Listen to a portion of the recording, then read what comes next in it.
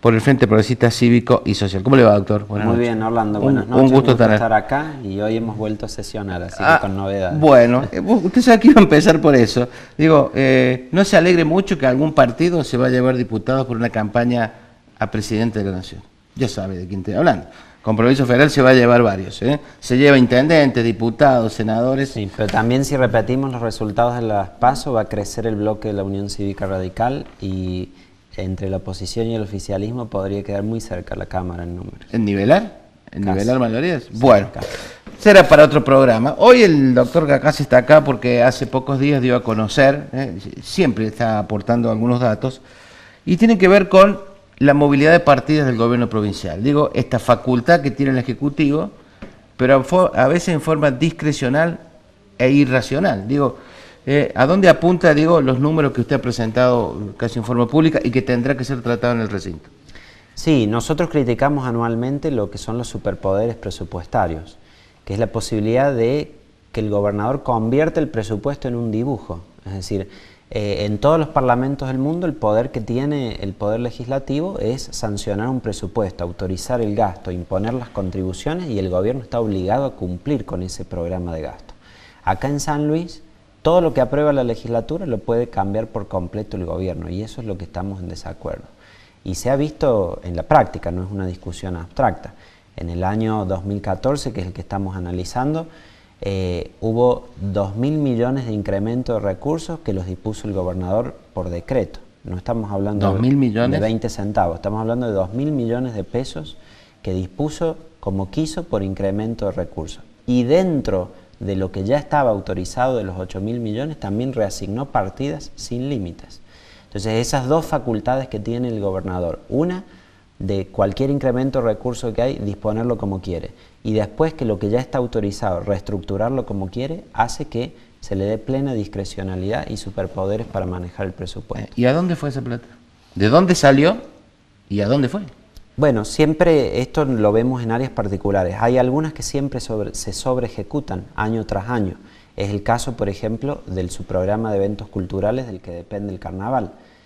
Sobre ejecuta es gastar más de lo presupuestado. Gastar más de lo presupuestado. Tenía presupuestado menos de 40 millones de pesos, gastó 150 millones de pesos, es decir, casi 4 veces, más lo que se gastó en la escuela de samba en particular. Estamos hablando del Carnaval de Río. Sí, del Carnaval de Río, que depende de este subprograma de eventos culturales, más lo que se gastó en la escuela de samba para el carnaval, que fueron 22 millones de pesos.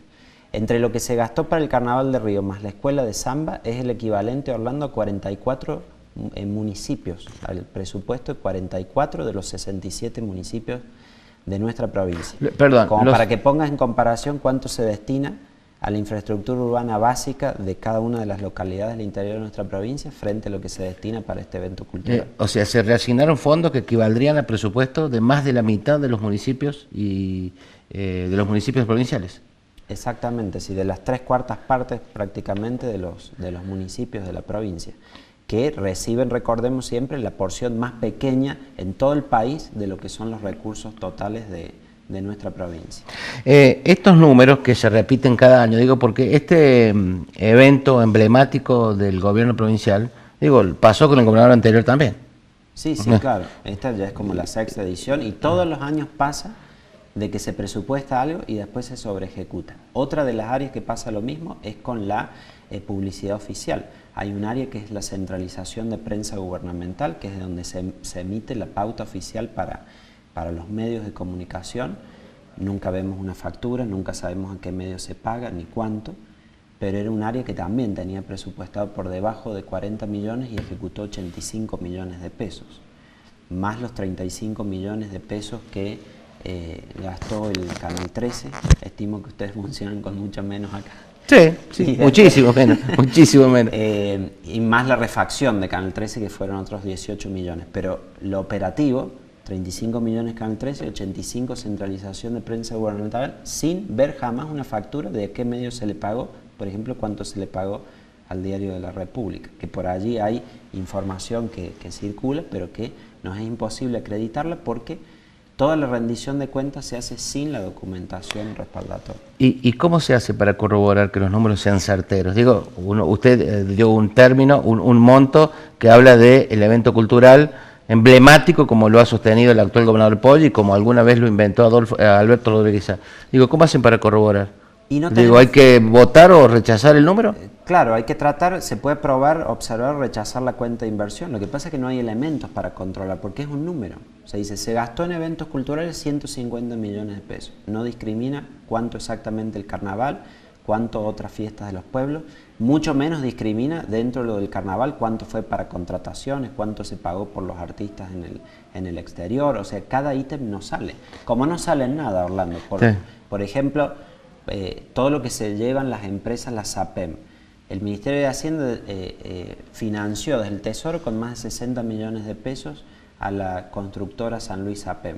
Pero ¿en qué se gastó? ¿En qué fue? No lo conocemos. No hay bueno, se han pagado honorarios a abogados locales cuando la Fiscalía de Estado, pagada por el Estado, no defendió el Estado en el tema. El caso de Cernese con los 12 millones y medio de pesos. Eso lo conocimos porque nos llegó la información y pudimos tener esa documentación en particular. Pero ¿cuántos pagos hay así que el Estado no informa y que los estamos desconociendo? Todas estas sumas o comparaciones que usted está dando y que serán tratadas por los concejales, por los diputados en la legislatura, ¿a qué término corresponde? ¿A lo ejecutado en este 2015 o parte del año 2014? No, claro, siempre se hace año vencido. La cuenta de inversión es la del 2014, que es el último ejercicio completo.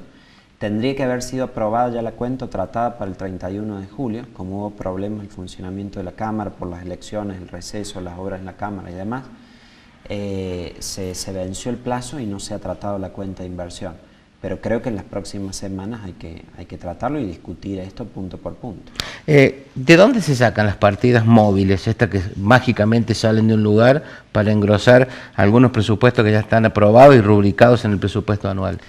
El gobernador por la ley de presupuesto no tiene límites para sacarlo. La única limitación es que no tiene que afectar la ecuación entre gastos de capital y gastos corrientes. Pero vemos que esto los municipios lo hacen y el gobierno en la práctica también lo hace.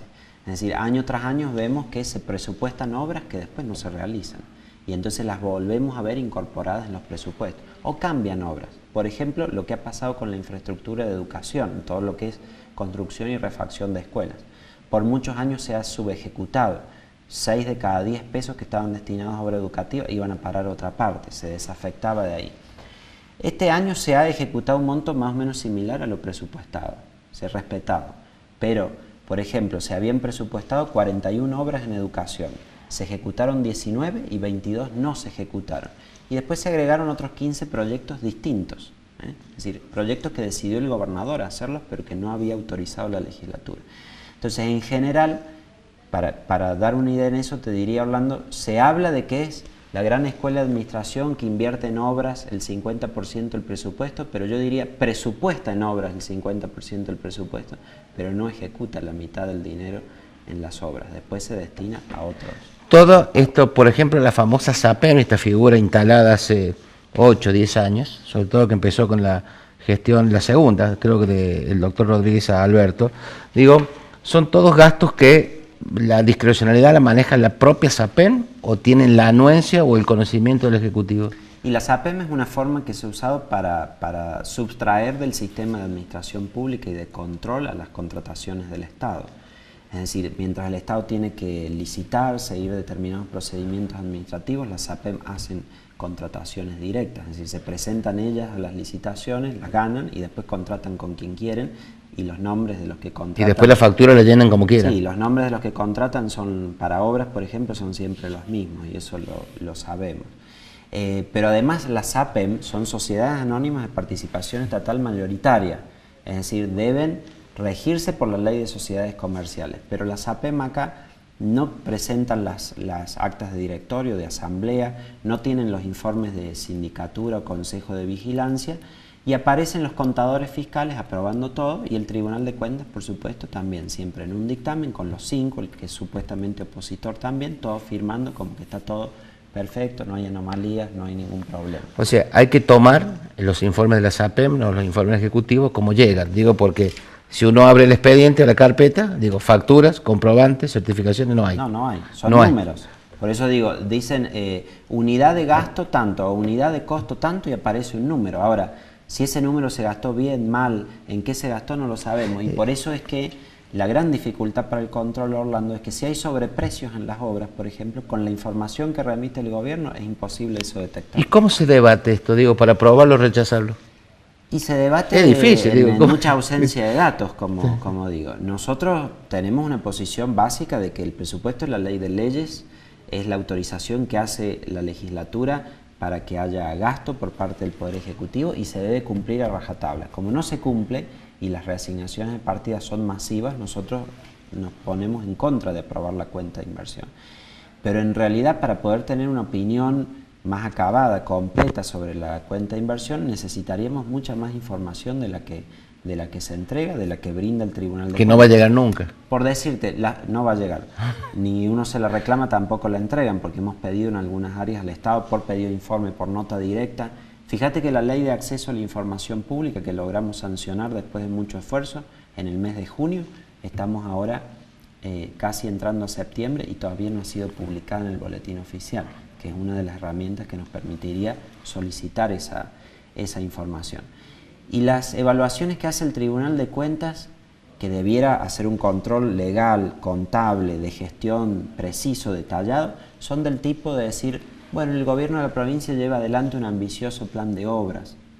No es para que nos haga poesía sobre lo que el gobierno hace, nos tiene que decir concretamente si cumplió con las metas presupuestarias, si dijo voy a hacer tantas casas y cumplió exactamente con eso. Eso es lo que debe hacer el Esta discrecionalidad de los presupuestos aprobados a través del presupuesto anual y esta movilidad, ¿le ha permitido, no? ¿Ha sucedido que, por ejemplo, el Estado en algún ítem o en alguna cartera no haya ejecutado el 100% de lo presupuestado? Y si es así, ¿dónde quedó el excedente de ese presupuesto? ¿O dónde fue? ¿O se ejecutó en otra área? Claro, como te decía, siempre pasa que se subejecuta lo que se presupuesta en obras y se sobreejecutan estos ítems como los que te mencionaba. Lo que sucede además es que el gobierno intencionalmente subestima los recursos todos los años.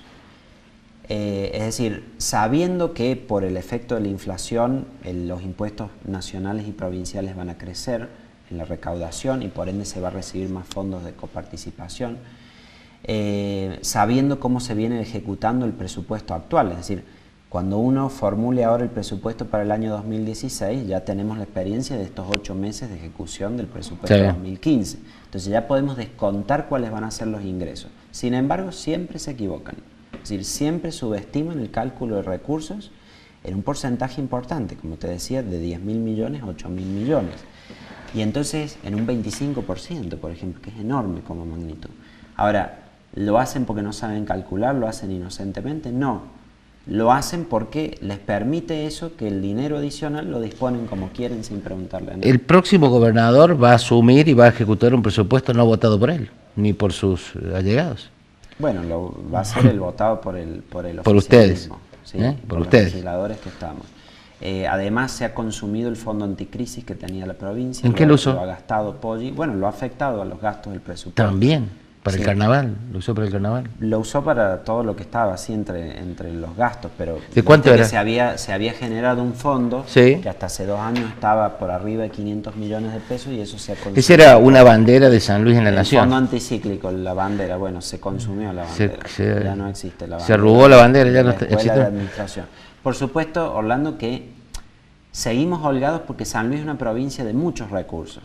Recordá que 4 de cada 5 pesos que tiene el presupuesto vienen del gobierno federal. Eso le iba a preguntar, doctor. Tenemos enormes transferencias. Digo, yo le iba a hacer uno más redondo. De cada 10 pesos que tiene el presupuesto, ¿cuánto? 8 vienen de la nación. Y 2 son recaudación genuina propia. Y 2 son recaudación propia, claro. Fíjate, somos grandes beneficiarios del sistema federal de coparticipación y de federalismo fiscal. Para darte un ejemplo bien gráfico y que casi roza lo absurdo dentro de lo que pasa en Argentina, pero que nos beneficia. El fondo del conurbano que creó en aquel momento Menem con Duhalde para asistir a los planes sociales del conurbano bonaerense. La provincia de Buenos Aires recibe por ese fondo 650 millones de pesos. La provincia de San Luis, que no tiene conurbano obviamente porque está en Buenos Aires, recibe por ese mismo fondo del conurbano 800 millones de pesos. Mucho más que el conurbano bonaerense. Claro, es decir, San Luis recibe por el fondo del conurbano más en términos absolutos de lo que recibe el propio conurbano y la provincia de Buenos Aires. Sí. Pero bueno, nos beneficiamos de eso, pero hay que usar bien los recursos y es mucho más lo que se podría hacer todavía. Con la desaparición del fondo anticrisis, anticíclico, digo, si a la provincia le toca un evento climático, digo, ¿de dónde saca el dinero? Bueno, el fondo no existe más. Ahí hay que asignar las partidas para emergencias, porque pasó lo de ahora de las inundaciones en el norte de la provincia y el gobierno decía que no tenía cómo asistir. No había firmado la ley del Fondo de Emergencia Agropecuario, que le hubiera dado asistencia federal directa para poder ayudar a los productores. Salió a pedir el ATN, el aporte del Tesoro Nacional, que el gobierno nacional no le concedió. Pero primero Poggi dijo que no le hacía falta plata. Sí, pero después fue y pidió 500 millones. Y ahora también está pidiendo el fondo de desendeudamiento que tiene la nación para las provincias. Pero creo que nuestra provincia es una que tiene la holgura fiscal, como te digo, por los cuantiosos recursos que recibe de la nación, que le permitiría poder constituir estos fondos para ni comerse el fondo anticíclico, pero sobre todo también tener fondos previstos para emergencias. ¿Y dónde quedó el eslogan de provincia discriminada? Discriminada puede ser en lo que son transferencias discrecionales de la nación por programas específicos, pero si evaluamos en su conjunto el sistema de federalismo fiscal, de coparticipación, somos de las provincias más beneficiadas del país. Ni qué decir de todo el beneficio que hemos tenido por años de la promoción industrial, que nos pone entre las beneficiarias netas, entre las 3 principales beneficiarias netas de recursos federales en todo el país. Digo, el San Luis como una mimada, digo, si recibe tanta plata. Sí, es mimada por el sistema de coparticipación, desde el año 87, que se reformó en la época de Alfonsín la ley de coparticipación, hasta ahora. Lo cual, por supuesto, es un beneficio para nosotros como sanluiseños. Pero digo, más que quejarnos en la discriminación, creo que tenemos que usar bien los recursos que tenemos. Y por darte un ejemplo, Orlando, para comparar, nosotros recibimos por habitante 6 veces más recursos que los que tiene la provincia de Buenos Aires. Entonces, lógicamente, podemos hacer más obras. Pero si no hubiera corrupción, no hubiera sobreprecios, no hubiera estos desvíos de fondos en algunas cosas que denunciamos, se podría aún hacer muchas más obras. Doctor, gracias por venir. ¿Cuándo se trata esto? Como te decía, está venció el 31 de julio, no hay despacho de comisión, es decir, la Comisión de Finanzas no se ha reunido a discutir esto, pero creo que en las próximas semanas es necesario que se reúnan, discutan y ya después lo podamos evaluar en todo el recinto. Mientras tanto, nuestro equipo ha estado trabajando, el equipo de toda la Unión Cívica Radical y de nuestro bloque, en ir tomando estos elementos y poder ir informándolos como en esta instancia. Gracias por venir y contarnos lo que se va a tratar o votar en la próxima semana, algo que todos conocemos, pero quizás el número finito, lo que sí sabemos que se gasta.